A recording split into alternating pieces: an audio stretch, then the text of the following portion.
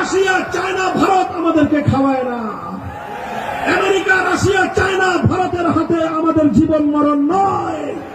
America, Russia, China, ভারতের হাতে আমাদের উন্নতি আর অবনতি নয়। আমাদের উন্নতি আর অবনতি আল্লাহ পাক, যেহেতু আমরা কালেমা পড়েছি, আমাদের উত্থান পতন, আমাদের ইজ্জত এবং আমাদের মর্যাদা এবং আমাদের সম্মান, আমাদের লাঞ্ছনা, আমাদের অপদস্থি, আমাদের জিন্দেগি, এই সব কিছু আল্লাহ পাক ইসলামের সাথে।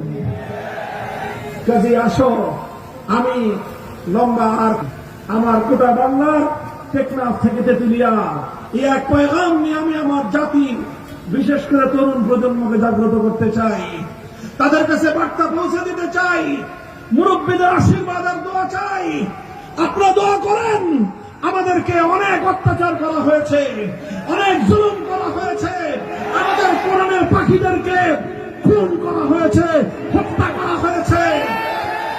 আল কোরআনের বাণী, আল কোরআনের আহ্বান পৌঁছে দেওয়ার অপরাধে আল্লামা সাঈদী রহমতুল্লাহ আলাইহি সহ এদেশের আলেম সমাজের সঙ্গে পৃথিবীর ঘৃণ্যতম সকল আচরণগুলো করা হয়েছে।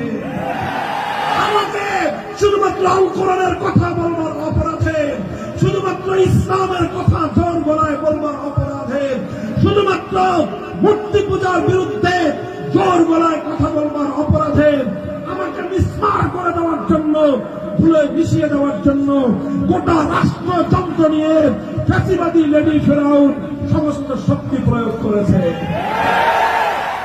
আল্লাহ পাক আমাদের কাউকে রক্ষা করেছেন, কাউকে আল্লাহ কবুল করে নিয়েছেন। কি বললাম? আল্লাহ যদি আমাদেরকে রক্ষা করেন, অবশিষ্ট জীবন আল্লাহর জন্য উৎসর্গিত হবে।